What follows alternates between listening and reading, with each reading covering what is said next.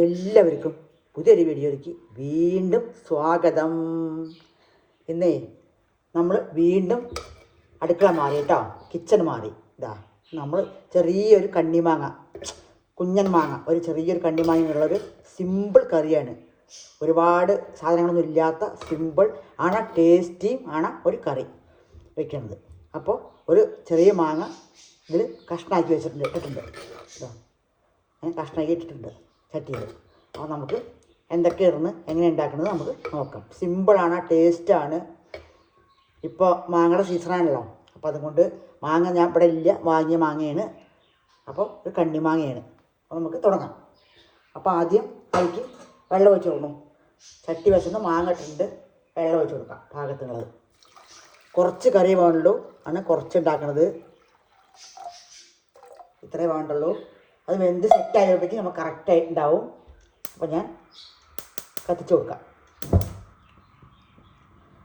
നമുക്ക് കുറച്ച് മഞ്ഞൾപ്പൊടി ഇടുന്നുണ്ട്, ലേശം മഞ്ഞൾപ്പൊടി കണ്ടു, കുറച്ച് മഞ്ഞൾപ്പൊടി ഇടുന്നുണ്ട്.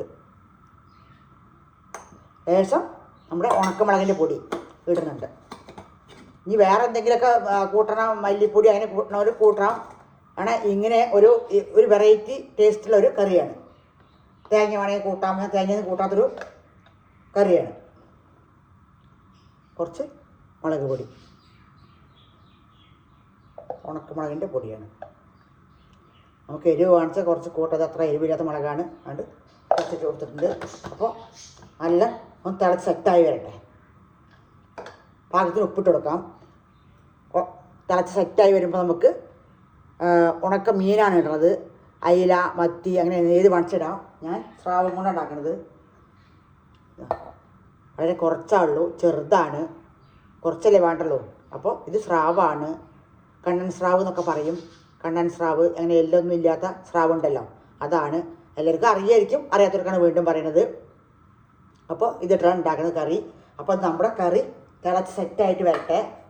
കണ്ണിമാങ്ങ ഒരു ചെറിയ മാങ്ങട്ടുള്ള കണ്ണിമാങ്ങ ആയാലും വേണം, മൂത്ത മാങ്ങ ആയാലും കുഴപ്പമൊന്നും.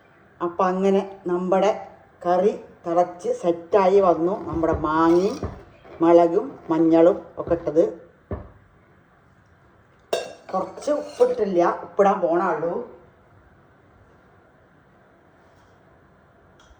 ഉപ്പ് ഉണക്കമീൻ ആയതുകൊണ്ട് മീനിലുണ്ടാവും, അത് നോക്കി കുറച്ചിടണം. നമുക്ക് വേണമെങ്കിൽ വീണ്ടും ഇടാം. ഇട്ട് കൊടുക്കാം. എരിവും ഉപ്പൊക്കെ നോക്കാം.